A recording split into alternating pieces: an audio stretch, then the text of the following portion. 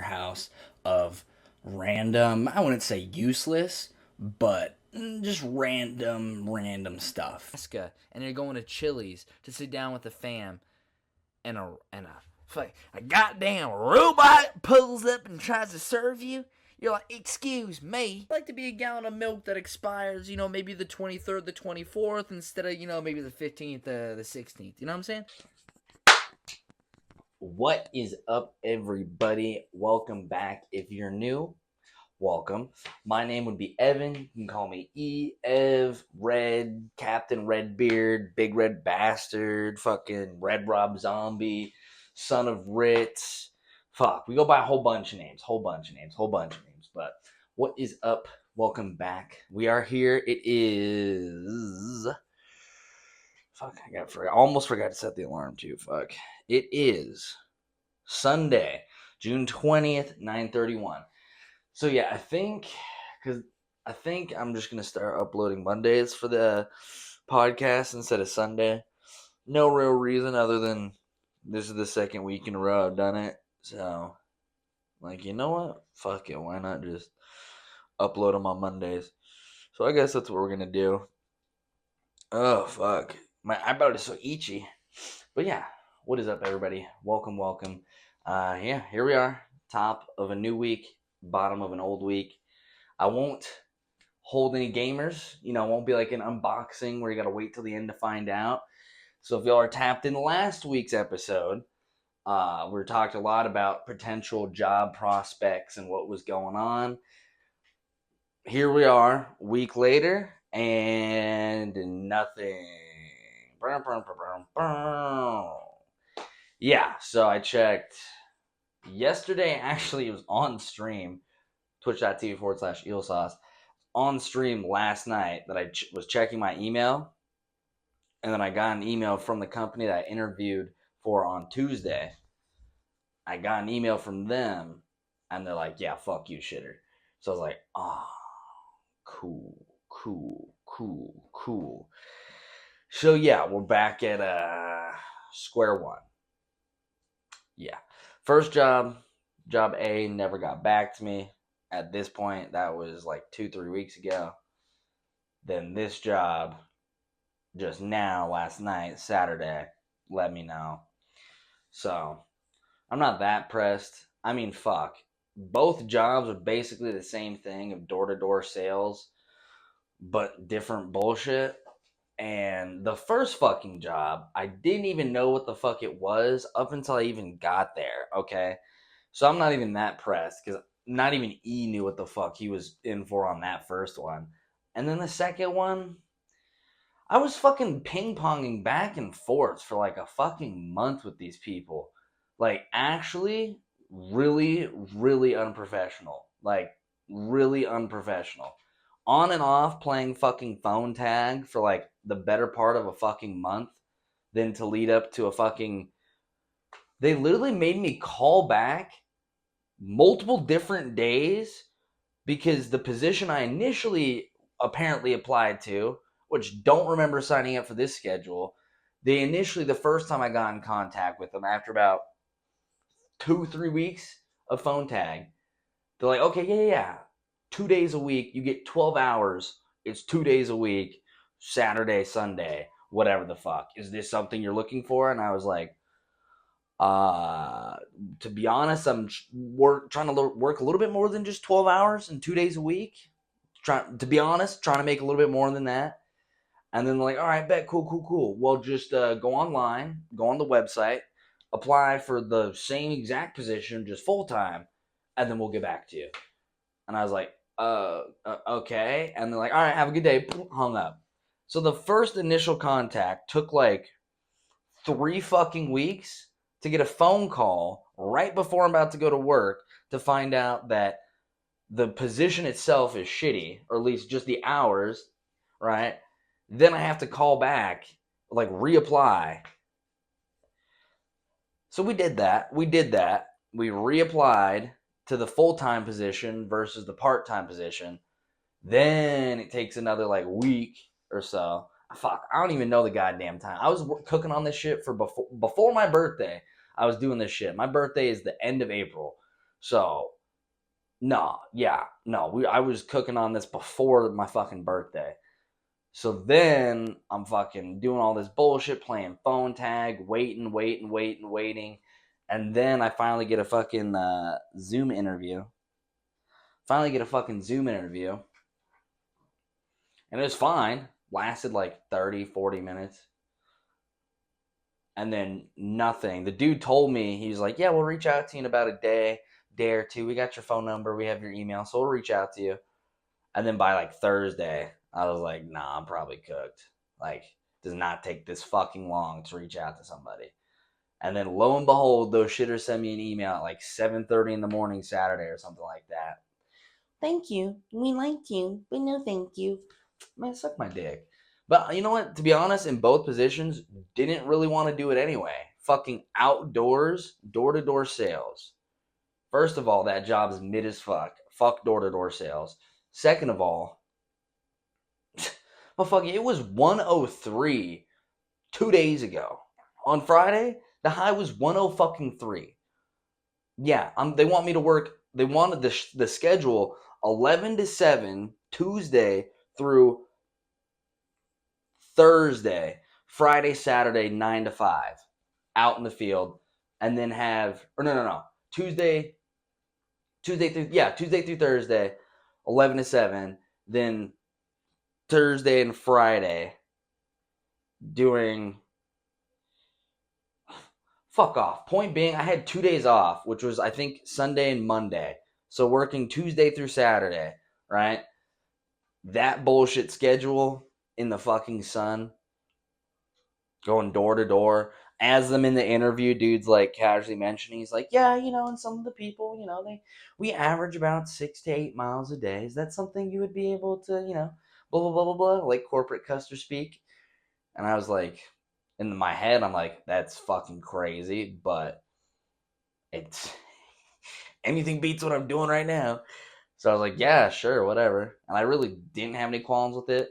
But then the more I thought about it after the interview and after the job, I was like, is this really what I do want to pivot to? Because at least right now I'm at a shitty grocery store job, but at least I'm inside. Like, I'm sweating a fair amount of titties off inside. Yeah, no, me romping around outside in the fucking Arizona summertime. Y'all motherfuckers saved E a bullet on that one. I'm good. No hard feelings there other than y'all are fucking custers when it comes to your communication. Ridiculous. I don't know who the fuck. The dude that I was interviewing, that's a thing that I find so fucking shady about these marketing jobs is that, fuck, every single time I've done 3 different jobs like this, right? Or applied to 2 of them, worked one. Every single fucking time, the person who's like doing the interview or like a high level person or like a senior level person within the company or within your area or whatever the fuck is a dude that's been doing it for like a year. Like a year. Dead ass, the fucking solar panel dude, his intro was, what's up guys, my name's fucking Todd, and I'm doing this, I'm fucking like, call him third in command or whatever the fuck, for like the whole, this part of the state or whatever the fuck. Motherfucker's been doing it for like a year, and he's already that fucking high. That seems so shady to me. Like, how the fuck is somebody who's barely been here such a high level position? Like, that's crazy. The dude that was interviewing me was some fucking apparently higher level executive fucking dude, whatever. And he said he's been doing it for like a year. So I'm like, what the fuck is with this kind of job where these higher ranking people or people above you, people that are like senior roles, supervisor roles, whatever the fuck, they haven't been doing this shit for very long at all. Fuck, the dude who hired me and like pseudo trained me, that motherfucker was doing it for like 8 months by the time I was in the company. So it's like, I don't know what like turnaround or whatever the fucking word is, but it's been way too much of a coincidence. I put the dots together of like, why the fuck at every one of these things, the people at like the hiring managers or supervisors or people that be your boss or a little mini boss or whatever, Nobody's like, I don't think I know a mug inside of these kinds of jobs that's done that shit for like 2 years, let alone like 5 years. I swear to God, like every person is like a year or less doing that kind of shit. And it just, seems weird and shady. But I'm not that bummed because the position, you know what? Fuck this company. The position I applied for initially online through Indeed was a completely different job than what they had listed or expected on their own website or whatever. So I applied for a brand ambassador role, and the description was like going to events, handing out merch, talking about the company, whatever the fuck, being an ambassador of a brand and talking about it, right? That was the first thing. And maybe that is the thing that was like a weekend. Like you only do that 2 days a week on the weekend for 12 fucking hours. But then the other job I applied to when I was on their fucking website was this shitter ass fucking door to door position. So, fuck y'all. I'm not ultimately that pressed. Dodged a bullet. It's just upsetting because now I'm back at square one.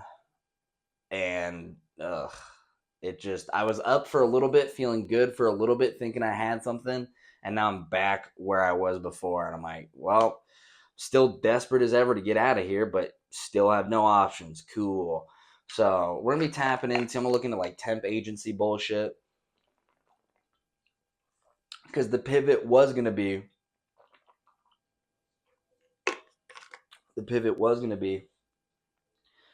If I can't find something like part time through this traditional means, if you will, or whatever the fuck. I was like, all right, we'll do some like gig economy shit. Do like, DoorDash, Instacart, whatever the fuck.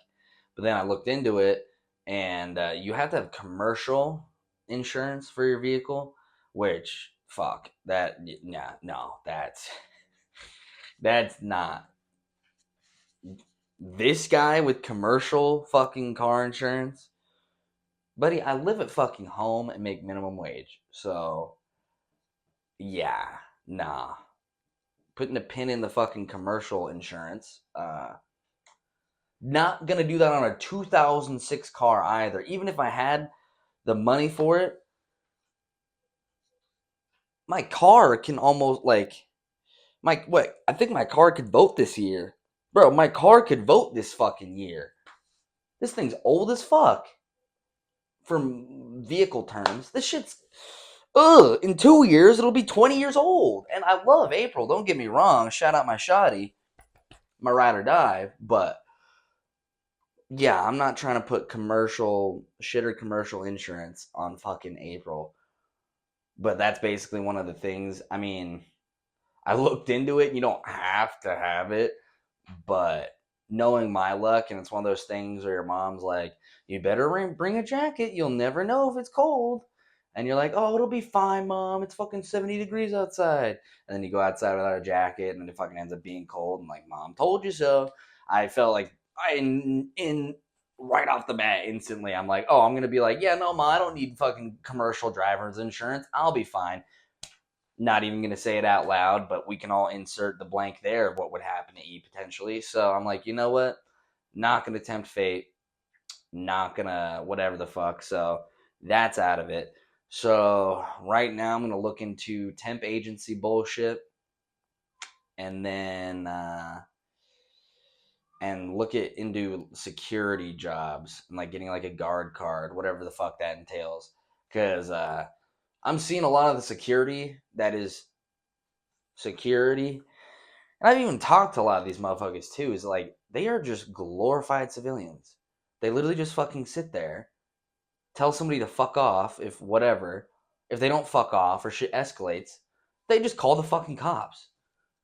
Ain't no fucking baton, no little taser, no little pepper spray, none of that shit. Like literally fucking nothing. They literally just look official. Fucking slacks, pressed like shirt, the little fucking patch on it. It is, I've seen what these motherfuckers do. I've seen these people that are security. Jesus fucking Christ. That shit's a fucking joke. Even the store I work at, that shit's a fucking joke. We had a guy one time that was actually a decent security guard, but he was way too fucking cocky and acted like he was a cop.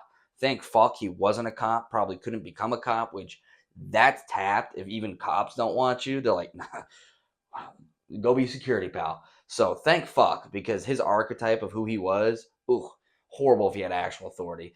But that motherfucker at least did his job and looked security authority. Like, I'm not gonna say anything further about other people's whatevers, but let's just say I feel like that is a job that is not something I've done before, but I feel like I could do pretty fucking easily. And from what I've seen and talked to about these people, what their job actually entails, they do a lot of fuck all, pal. They do a lot of fuck all. So I'm kind of trying to pivot to getting paid to do fuck all and deal with people as little as possible. And a lot of these shifts I'm seeing of these other people, it's around the shifts I'm working anyway. So these motherfuckers are on around the same time I am, mid to late afternoon or earlier mid afternoon, and then they're off like fucking 7, 8, not even 8 o'clock. Those customers are clocked off by like fucking 7, bro. I could go to some fucking shitter parking lot, drive around for fucking 4 hours. Like, bruh. It does not seem that fucking serious. And the scope and range of people that I've seen be security guards, I'm like, they let you be a security guard? You? One of those motherfuckers, I swear to God, I thought they stole the uniform from a security place and was just playing the part until motherfucker actually knew, because they have like a phone and a binder thing that they like clock in, check in with, write report bullshit or whatever. It wasn't until motherfucker actually started doing that shit, I'm like, oh, wait. Oh, that's security? Bro, you know how down bad you have to be as an institution to have your security look like the people that security kicks out? What the fuck are we doing here, bro? What are we doing here? So, I'm thinking that's the pivot. I was talking to my grandma earlier about, because she's been tapping me into the electrician school. I'll have to see about scholarships and shit. It's just mainly I just need to, tales old as time, I just need the financial aspects to come along in order for me to be able to do the other shit. So, I mean, ideally, what we're gonna do, what we're gonna do is we're gonna get a part-time job, something or other, either maybe security or through the temp agency, get the part-time popping, and then on the side go to school and do that bullshit. Because as long as I can pay the bills that I have to pay and be able to afford stuff, that's the big thing. It's just been really difficult to find a different job. But I don't know, something I was thinking about it the other night for whatever reason. I was like, what about looking into like security shit? Because it doesn't seem that crazy. Like, fuck, police training isn't even that fucking crazy, let alone private security. So that could be something we potentially tap into. Because, yeah, tale as old as time, but I am not trying to be where I'm at this much longer. Much longer. Like, I got my day off on Tuesday. We're going to rough and tumble, fuck around and find out.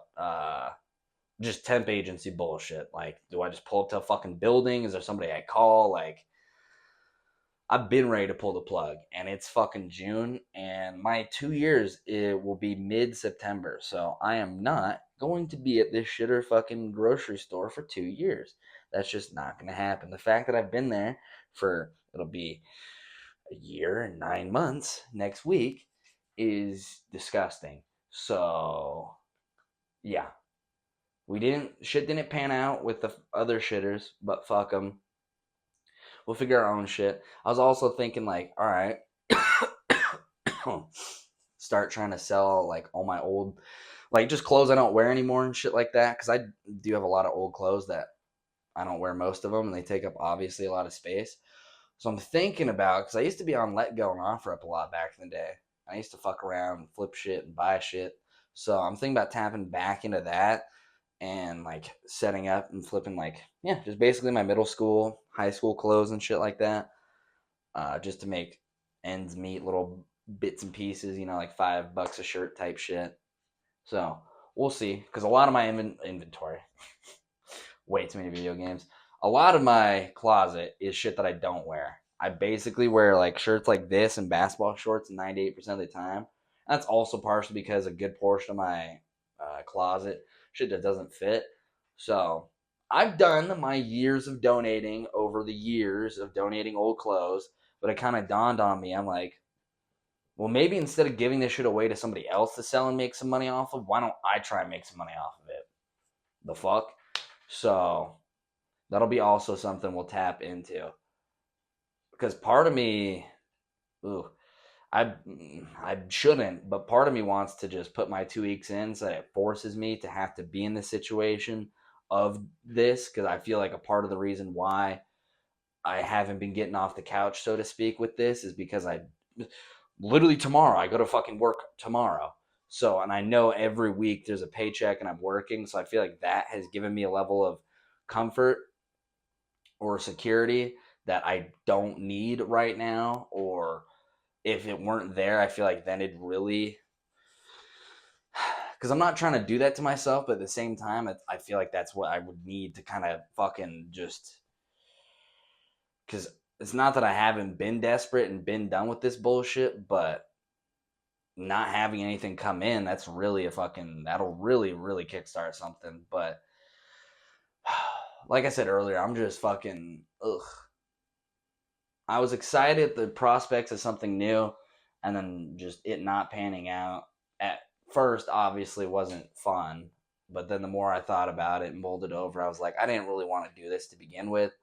And I really was just desperate. And part of me was thinking about, like, well, fuck, what happens if this job does go through? You do it for X amount of time and realize, like, fuck, I hate doing this too. Or get canned from that shit not long after leaving that shit. Then what are we going to do? So at least we're not in that reality.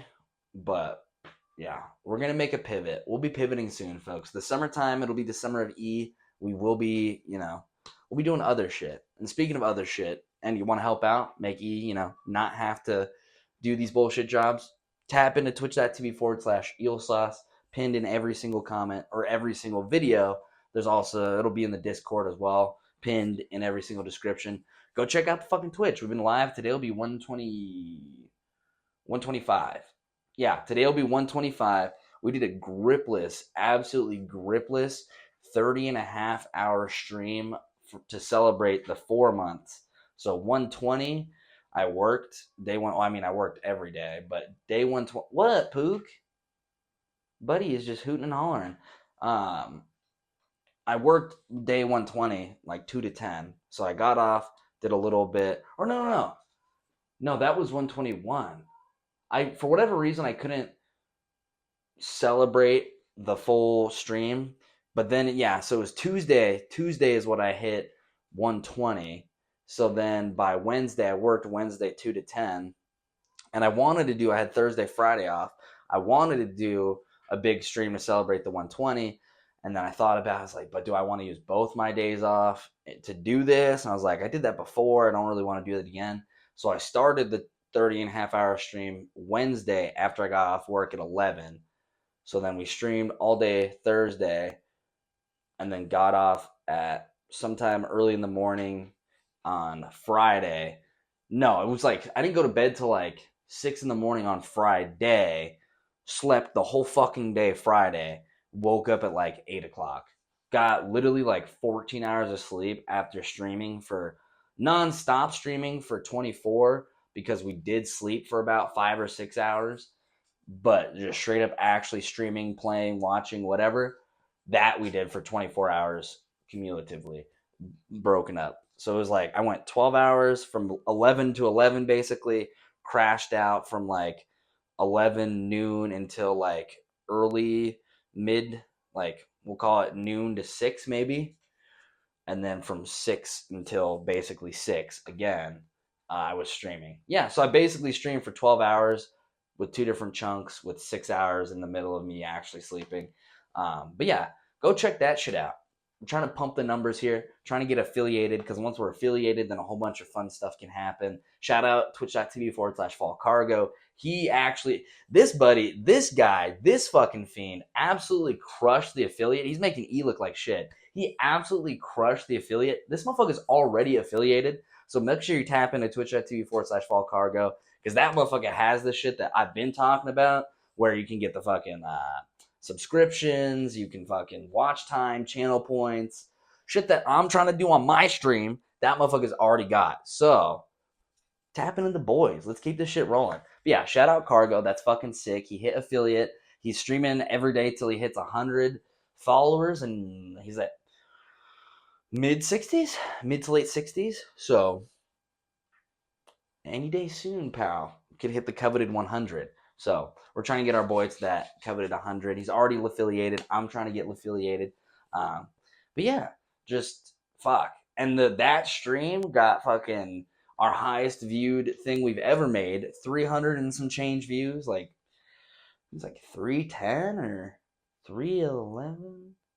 Something like that. It was 3 double digit. It was like 3 double digit views for the 30.5-hour stream, which was awesome, because the first 24-hour stream we did for the 90 days, that one got, I think, like 230 and some change or something like that.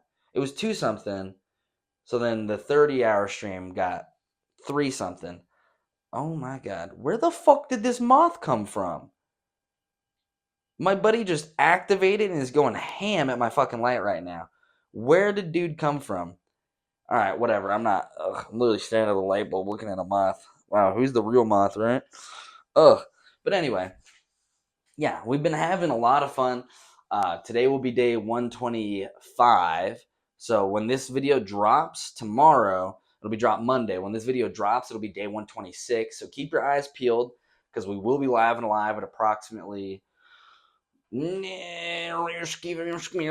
9:30, 10-ish, Superior Standard Time, aka like West Coast time / Mountain Time. I guess it's not Mountain Standard Time because it changed or whatever, but he is tweaking. Yo, he's fucked up off that Zaw. I think Buddy's wings fucked up or something. Wow, I'm way too captivated by that. But yeah, been having a gripless time playing that, or doing that, playing a whole bunch of games. Fuck, we're playing Cuphead. Oh my god, I got so fucking mad at that game. Ugh, I'll have to make that a clip on YouTube. Also, go check out the YouTube, same as the Twitch. Yeah, it's been a lot of fun. Been having a lot of fun, and yeah, day 125 will be later tonight. Let's see. So this is why I'm glad I write topics down, because I can ramble and yap, but at the same time, I can always be like, wait, what was I talking about? Okay. Oh yeah, that reminds me. Okay, so I don't know. It was a pretty fucking popular documentary. I feel like a lot of people saw about it, or at least knew about it in the cultural zeitgeist. Morgan Spurlock, the Super Size Me dude, the dude that goes to McDonald's, and it was like early 2000, goes to McDonald's and eats McDonald's every single day for a month, and then like tracked whatever. Yeah, he fucking died. Yeah, 53. He's dead at age 53. I was so surprised when I found that out, because I hadn't thought about Buddy in forever. And he did a Super Size Me 2, which was about exposing like the chicken industry, and he like tries to make a chicken company and goes through all the foibles of that. May 23rd of 24.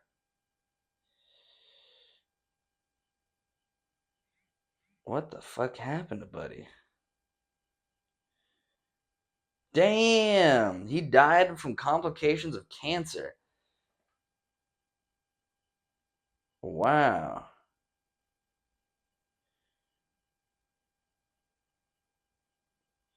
Yeah, I guess he died of cancer. But it's just crazy, because I remember watching that in like middle school, Super Size Me, and thinking how crazy it was. Like, damn, dude, this is fucked up. But then I found out recently, I guess, that I guess that his by the end experiment, Spurlock claimed that he gained 25 pounds and suffered from depression and liver dysfunction. So I guess it was kind of skewed because I guess he was also an alcoholic, so that like fucked with the numbers and like because he was like going to a doctor and like getting blood tests and whatever the fuck and cholesterol and whatever the fuck. But I guess behind the scenes, it turns out he was actually more. Wait, what? Oh, wait, what? Okay, now I'm reading a fucking thing like going over Buddy's life, saying in December 2017, as the Me Too movement continued to gain traction, Spurlock wrote a lengthy social media post saying he was, quote, part of the problem. In the post, he admitted to serial infidelities and said he had settled an allegation of sexual harassment from a former assistant. He also said he'd been accused of rape in college. The post effectively ended Spurlock's documentary career as Spurlock stepped down from the word. He has 2 kids. Motherfucker, what? I didn't know that part. I was just going to talk about how people are like, and that also came out in 2017. So 2017 is when he did Super Size Me 2, which was about the chickens. And that's when he came out at the end of 2017 and was like, yeah, I'm a sexual harasser, also accused rapist in college. I mean, thanks for outing yourself, you piece of shit, but who the fuck asked? I mean, I'm glad it wasn't like a Danny Masterson situation or whatever that fuck's name is. But Buddy just came out and like got ahead of it and is like, nope, I'll cancel myself. I'm a piece of shit. And then everyone's like, all right, well, fuck this guy. Let's go over here. What? Okay. Don't remember that. I just remember people talking about how it might have been skewed. The documentary might have been skewed data wise because Buddy may or may not that he was necessarily fucking with the evidence, but that he wasn't exactly very rigorous as far as his science was going. Uh,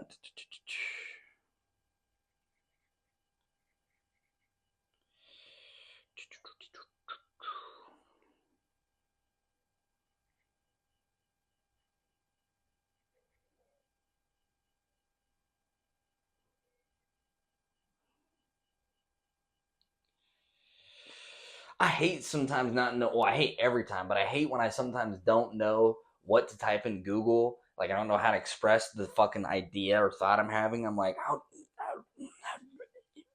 do I?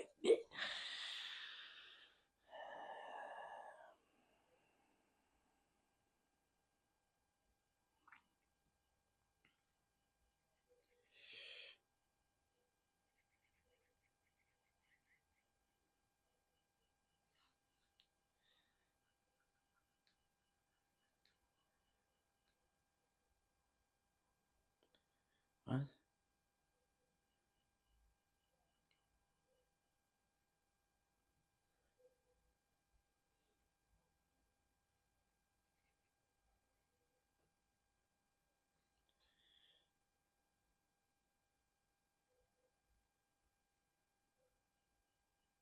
Mmm. One of the biggest reasons for controversy around Super Size Me is potential skewed results. As mentioned above, the experiment Spurlock began eating 5,000 calories a day, which was his usual intake. Also completely stopped exercising during this time.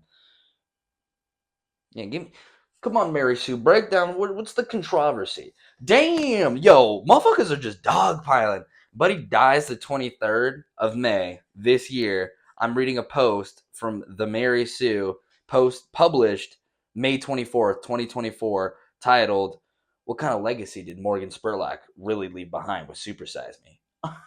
People are, damn, fuck your legacy, bitch. All right, well, give me the nerd shit, nerd. Also, let me crack into. So, I don't know what the fuck is going on in the not hard, I guess seltzer alcohol game.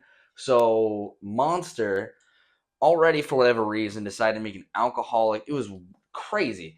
The first and only thing you could get was Monster, but it was Monster Mountain, or no, it was Mountain Dew. Sorry, it was Mountain Dew that was like sugar free for whatever the fuck for some reason, and then that became regular. So then they made Monster that was alcoholic, and that shit just tasted like Monster. Really fucking weird, because for the first time in my life I was drinking a Monster and getting like tired and getting drunk instead of like wired because it had alcohol in it. So that was weird. A weird, like, not placebo because it was different substances, but like tasting the exact flavor of like a green Red Bull, but then starting to get drunk and buzzed off of it. My brain was like, wait, what? This is what? Even though obviously I knew what the fuck I was drinking, even still I was like, oh, this is weird.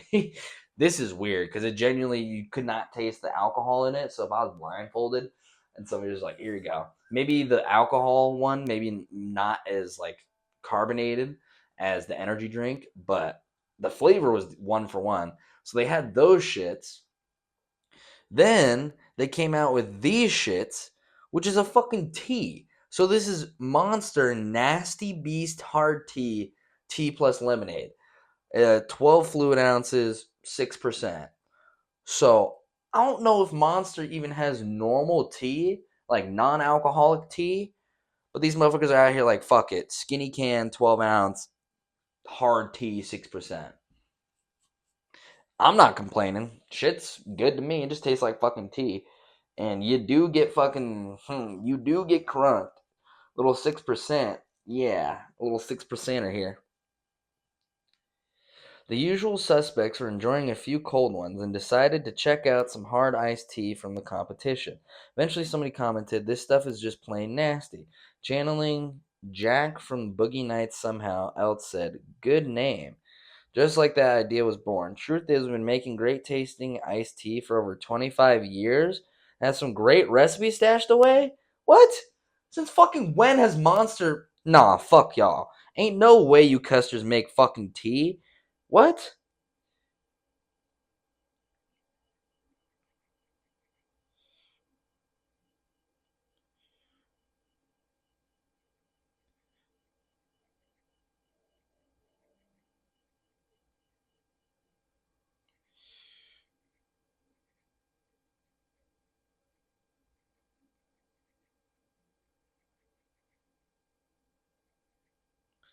Ain't no fucking way y'all motherfuckers make tea.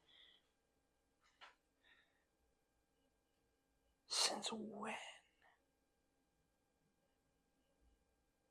Yeah, no, see, you're pulling up the nasty beast. I'm talking just regular schmegular. It's called a rehab? Why the fuck would you name a drink rehab? What's next? You gonna have a food named fucking OD? Shit so good you OD? What the fuck?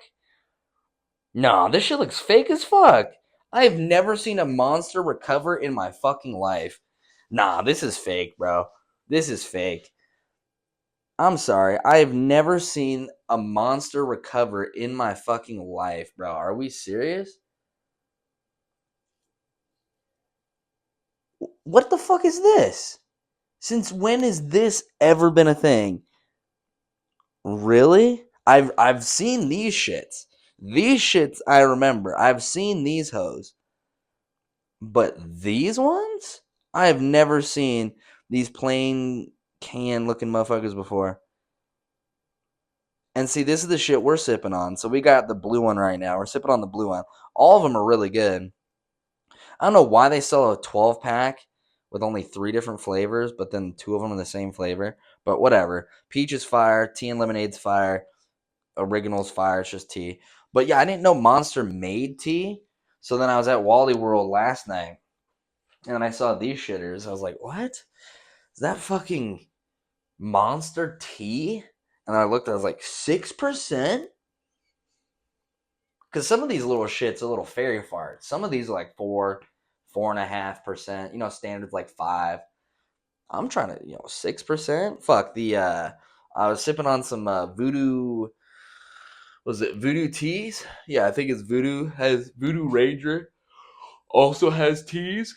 Really good. Ooh, excuse me. Also really good, Voodoo Ranger teas. Those motherfuckers are 7%. So those are also kind of got to it. But without further ado, okay, that was a weak ass crack. Cheers, everybody.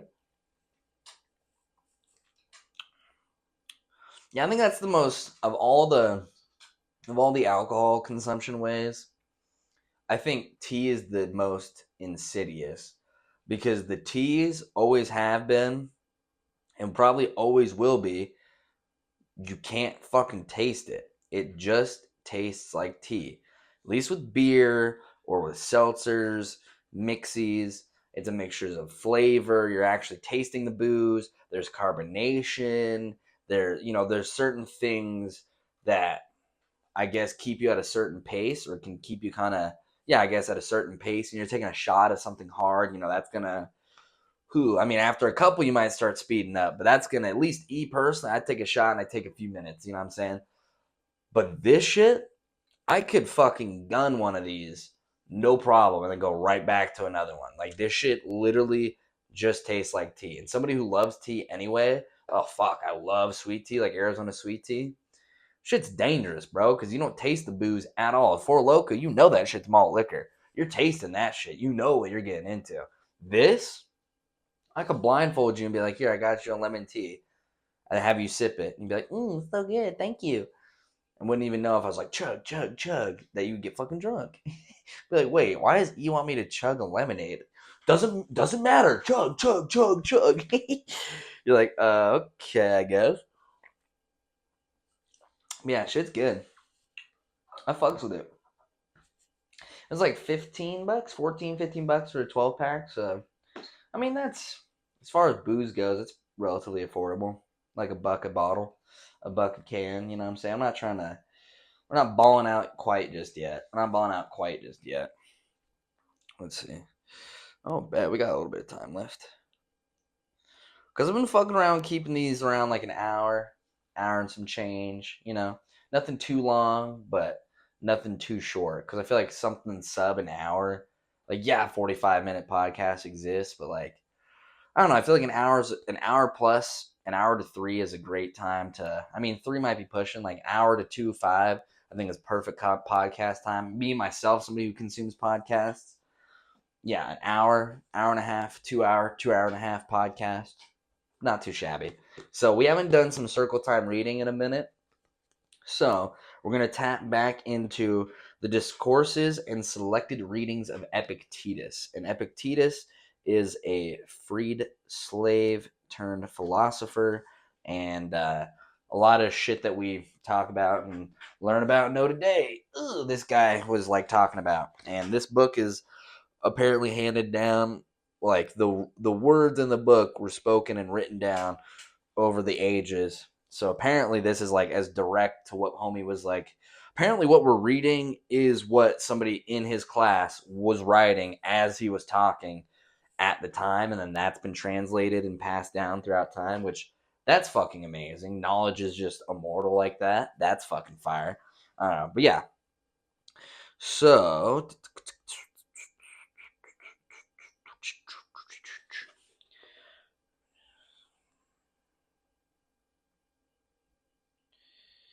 I think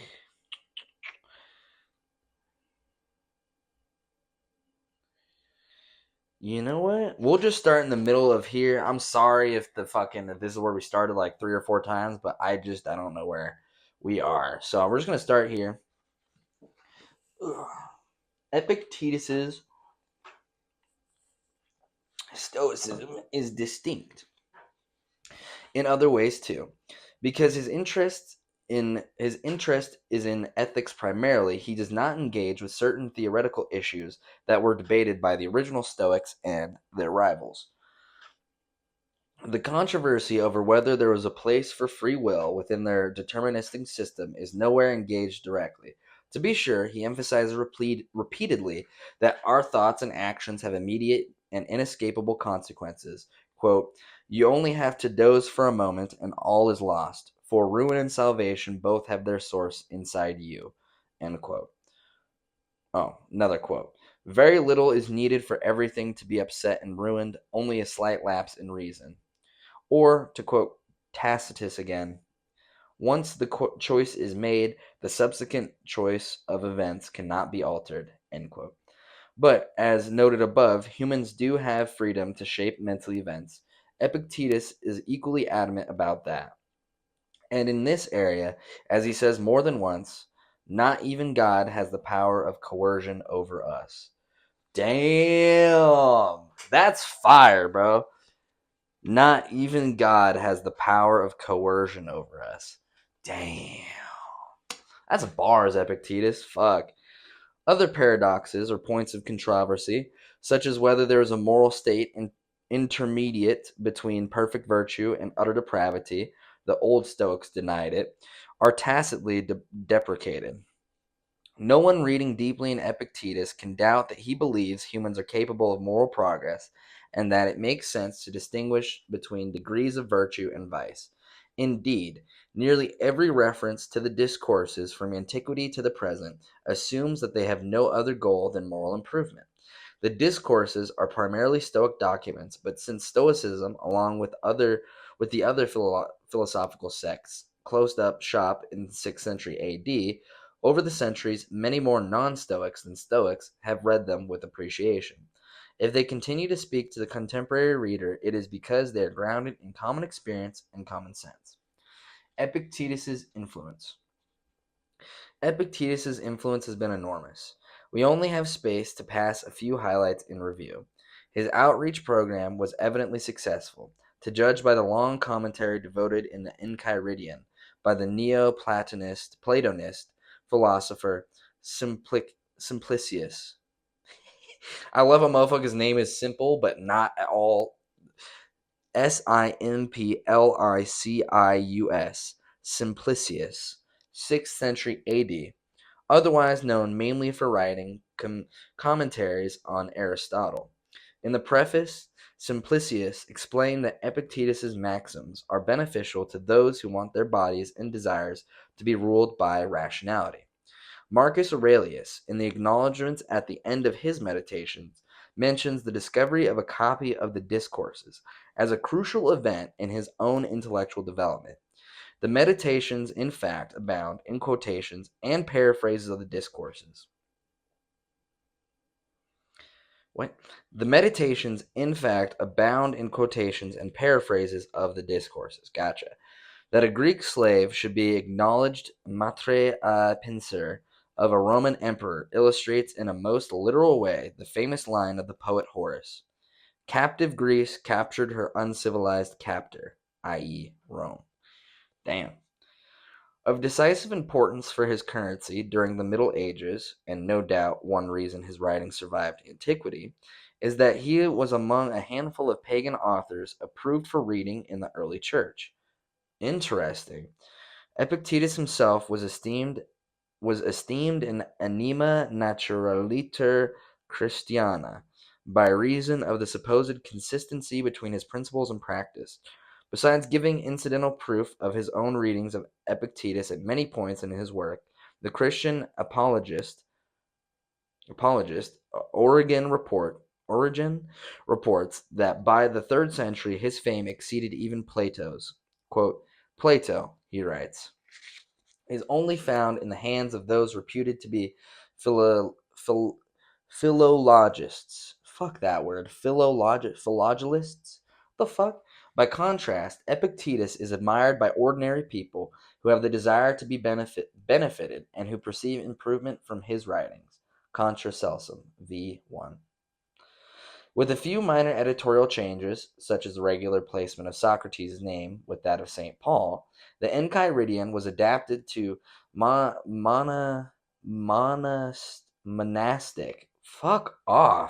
monastic use, and in its Christian habit served the monks of the Eastern Orthodox Church for centuries as an ascetic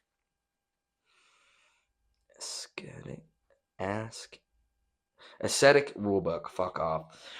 Through Syriac Christian scholars, Epictetus' thoughts became well known in the Islamic East. Excuse me. The 9th century philosopher al-Kindi, according to the Muslim historian Ibn al-Nadim, 955, quote, "The best man of his time, called the philosopher of the Arabs, was appointed by the Abbasid Caliph al-Ma'mun to the House of Wisdom, a center for the translation of Greek philosophical and scientific texts in Baghdad." Damn. His own work of ethics on the art of dispelling sorrows shows the unmistakable influence of Stoicism in general, and Epictetus in particular. There, he lays emphasis on the importance of freedom from the world and highlights humans' status as agents who, through their ultimate independence, are responsible for their own happiness and independent of others. The weight Epictetus puts on the ephemeral nature of worldly goods is recalled. From chapter 7 of the Enchiridion, Al-Kindi borrows the comparison of earthly life to a ship which has, during the course of its voyage, temporarily anchored at an island and allowed its passengers to disembark. Passengers who linger too long on the island risk being left behind when the ship sets to sail again. The implicit warning, as in Epictetus, is that we must not become attached to material things, represented by the island and its foodstuffs, because they will invariably be taken away from us when the ship relaunches. The first printed edition of the Discourses appeared in Venice in 1535. Damn, what the fuck? Time is crazy. 1535. Within a century, they had been translated into all the major European languages, and in one version or another, they and the Enchiridion have remained continuously in print. Bro, that's fire.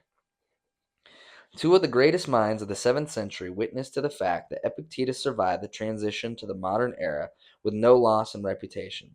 Pascal, in his discussion with Monsieur de Sacy, praises Epictetus for his delineation of human duties and his recommendation that we submit to the will of a providential God.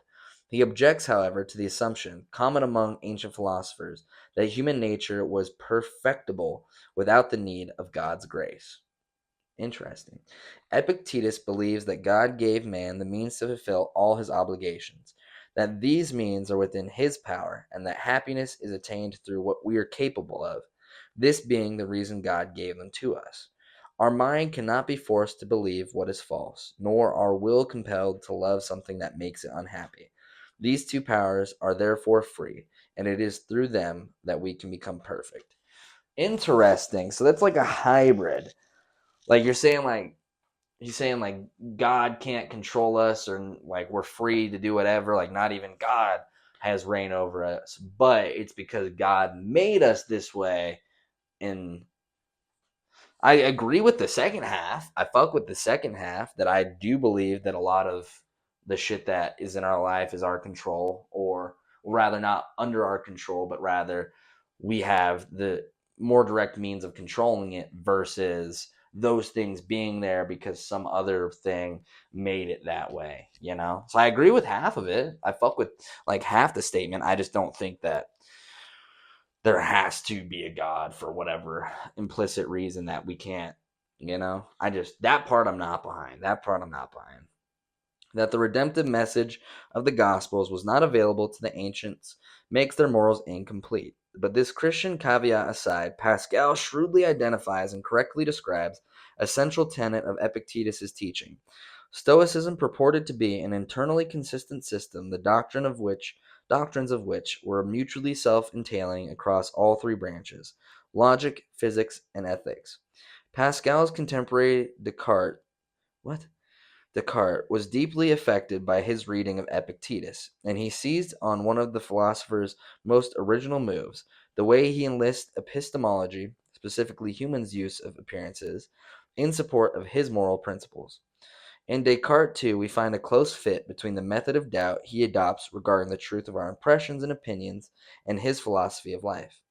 In the Rules for the Direction of the Mind, he states, quote, "The aim of our studies should be to direct the mind with a view to forming true and sound judgments about whatever comes before it.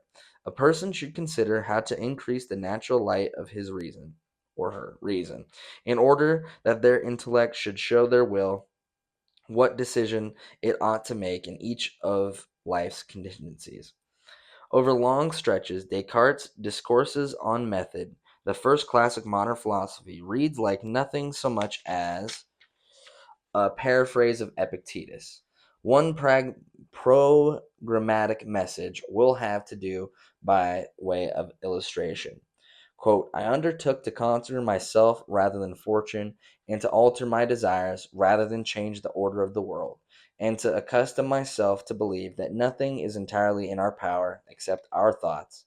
Here, I think, is the secret of those ancient philosophers who were able to free themselves from the tyranny of fortune, or, despite suffering and poverty, to rival the gods in happiness. That's fire. See, I fuck with that. I think that's what I was trying to get at, is that maybe that within ourselves and things we can do within ourselves, we can attain what we otherwise would attribute to being something otherworldly or having influence from something else.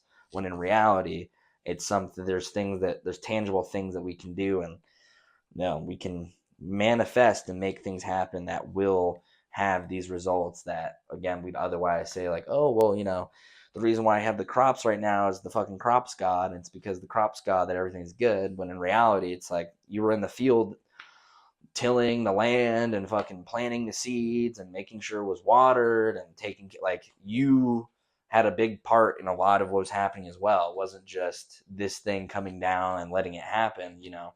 You were there, part of making it happen too. So I fuck with that. Clearly, Epictetus remained one of the ancient sages whom an educated person could be expected to know well, as it was assumed there was still much of truth in him. We conclude by jumping ahead to the present, noting his surprising importance in the history of psychotherapy.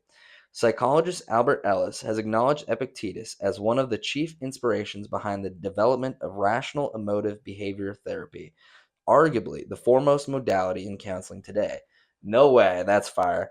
As a college freshman in an informal study group devoted to reading and commenting on major philosophers, Ellis was struck by Epictetus' insistence that, quote, it is not events that disturb people, it is their judgments concerning them, Enchiridion 5. Fuck, damn, this motherfucker, what the fuck was Epictetus smoking on? Holy shit. Yeah, and that's like the crux of it, like the crux of Stoicism. It's like, it's not about, I think it's saying it's like life is 90% of what happens to you and 10% about how you react to it or whatever the fuck, Damn, that is, wow. Ellis openly credits Epictetus for supplying his guiding principle that our emotional responses to upsetting actions, not the actions themselves, are what create anxiety and depression, and that, a point basic to Stoic psychology in general, our emotional responses are products of our judgments, are in fact irrational judgments, tout court. Much of what we call emotion is nothing more nor less than a certain kind, a biased, prejudiced, or strongly evaluative kind of thought. What we call feelings almost always have a pronounced evaluating or appraisal element.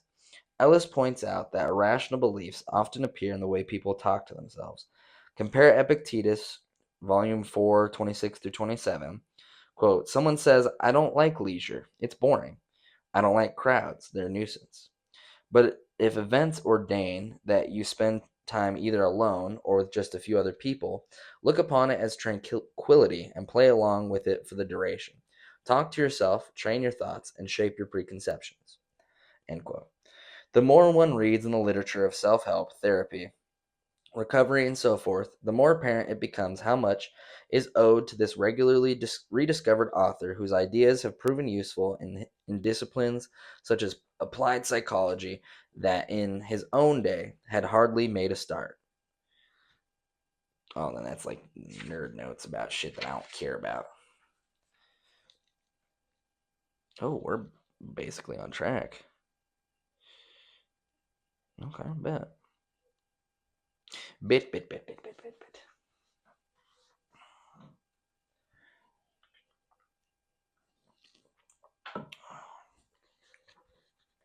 Further reading. Interest in Epictetus is currently experiencing one of its periodic upsurges, and some works of secondary literature deserve notice in this connection. Pride of place belongs to the comprehensive study by A. Long, a leading scholar of later ancient philosophy. Epictetus, a Stoic and Socratic Guide to Life, Oxford 2002.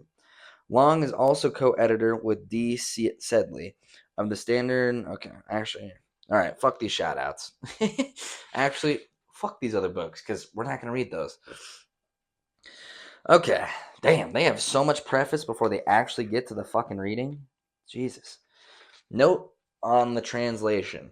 My translation is based on the most recent edition of Epictetus's complete works in Greek, that prepared by J. Silhi, Paris 1948 to 65, in the Bud series of classical texts. The footnotes list instances where, for various reasons, I have chosen not to use person J's text as the basis for my translation. Epictetus has been called, quote, a rhetorical wizard, but certain features of his style are less congenial to print than they would have been to oral delivery. An example in his recourse to repetition. This is no sign of poverty of ideas, but, along with his aggressive style, frequent use of metaphor, dialogue, personal example, etc., part of an effort to make his message memorable. Obviously, the rationale for returning to the same themes is largely absent when his lectures are available in print, since we can reduce the same effect for ourselves by rereading them ad libitum. Consequently, I have omitted from my translation books 3 and 4, a number of discourses that I judge to be a little more than restatements of ideas developed better effect elsewhere. Yeah, fuck it. We'll put a pin in it there. It's like 10:30. Oh, I was supposed to be live like 30 minutes ago. I'm a custer. I know. But I appreciate y'all for being tapped in. If y'all made it this far, comment monster or put like a little monster emoji or something so I know y'all made it. Yeah, I appreciate y'all. I think this will be the new schedule. I think Mondays will be the new schedule. So keep your eyes peeled. Yeah, I appreciate y'all, and I'll see y'all later. Peace.